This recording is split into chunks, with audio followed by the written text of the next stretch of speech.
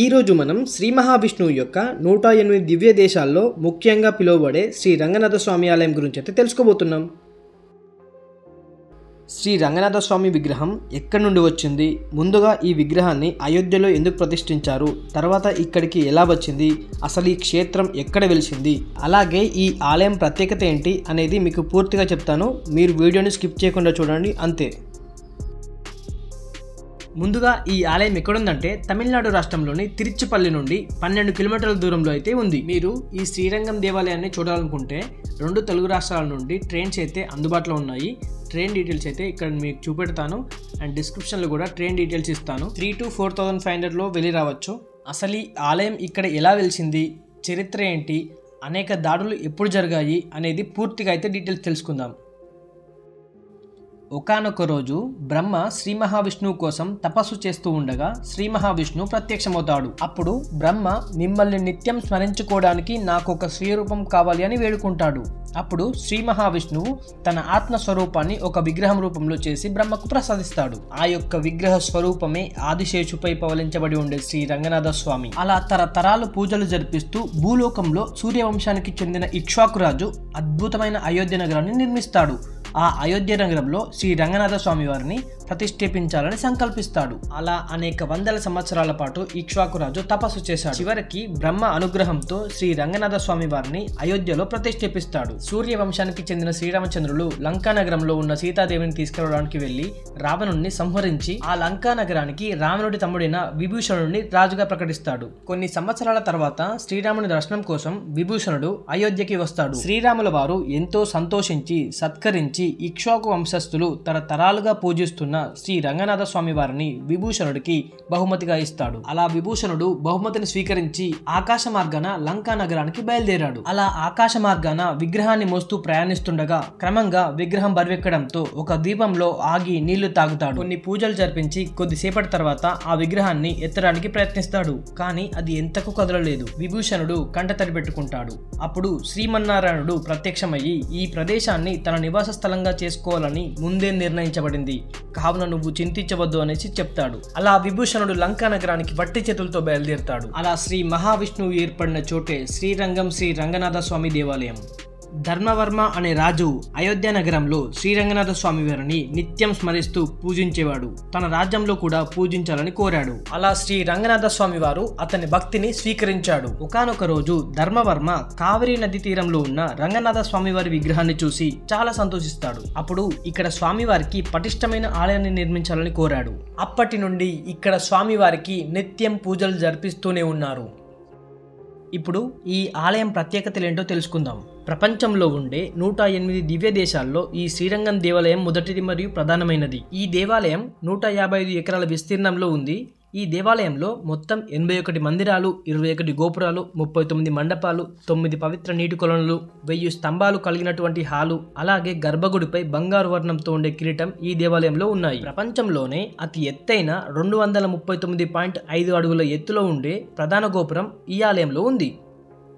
కాలక్రమేణా భారతదేశంలోకి ఢిల్లీ సుల్తాన్లు చొరబడి ఆలయాలను ధ్వంసం చేస్తూ దాడి చేస్తూ విలువైన బంగారు ఆభరణాలు దోచుకెళ్లే క్రమంలో ఒకరోజు ఢిల్లీ సుల్తాన్ శ్రీరంగంపై దాడి చేసి అనేక విలువైన బంగారు ఆభరణాలు దోచుకెళ్తారు. అయితే ప్రధాన ఆలయంలో ఇంకా ఎంతో విలువైన సంపద ఉందని తెలుసుకొని అప్పుడు మళ్ళీ వెనక్కి తిరిగి వస్తాడు. అప్పుడు సుల్తాన్ వారి సైన్యం వెతకడానికి తీవ్రంగా ప్రయత్నిస్తారు. దాదాపు 1200 మంది అర్చకులు, గ్రామస్తులు వాళ్ళకి వ్యతిరేకంగా పోరాడుతూ వారి ప్రాణాలు కోల్పోతారు. ఢిల్లీ సుల్తాన్ వారి సైన్యం దృష్టి మరల్చడానికి వెల్లాయి అనే దేవదాసి ఒక గోపురంపై నుండి గంటల తరబడి విరామం లేకుండా నాట్యం చేస్తుంది. అది చూసిన సుల్తాన్ అక్కడికి వెళ్ళాడు. అప్పుడు ఆ దేవదాసి సుల్తాన్ని గోపురంపై నుండి నెట్టివేస్తుంది. అలా చేసినందుకు దేవదాసి చింతించి తను కూడా వెంటనే అక్కడి నుండి దూకేస్తుంది. అప్పటి నుండి ఆమె త్యాగాన్ని కీర్తిస్తూ ఆ గోపురానికి వెల్లాయి గోపురంగా పిలుస్తూ ఈ దేవాలయంలో ఉండే 21 గోపురాల్లో ఒక్క గోపురానికి మాత్రమే తెలుపు రంగు వేసి ఉంటుంది. వెల్లాయి అంటే తెలుపు అని అర్థం. ఈసారి కనుక మీరు వెళ్తే తప్పకుండా చూడండి. పెద్ద పెద్ద స్తంభాలు కలిగినటువంటి రంగవిలాస మండపం ఉంటుంది. అక్కడ మీరు 50 రూపీస్ పెట్టి టికెట్ తీసుకుంటే మండపం పైకి వెళ్ళి 21 గోపురాలను ఒకే చోట నిలబడి చూడొచ్చు. అందులో ఈ వెల్లాయి గోపురం కూడా కనిపిస్తుంది. ఇంకా మీరు ఈ ఆలయం గురించి తెలుసుకోవాలన్నా ఇంకా ఏమైనా డౌట్స్ ఉంటే కామెంట్ బాక్స్లో కామెంట్ చేయండి, పక్కాగా ఇన్ఫర్మేషన్ ఇస్తాను.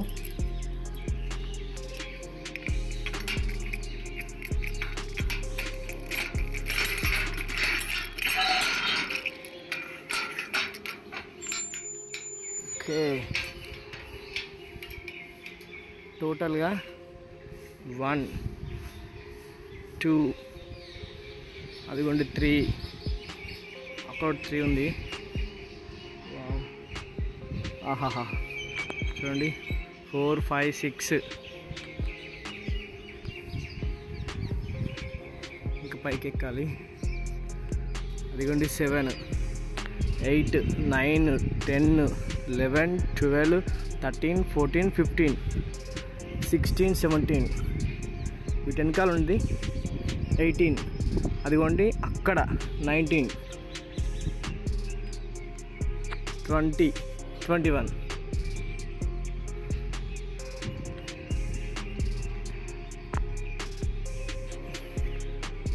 వావ్.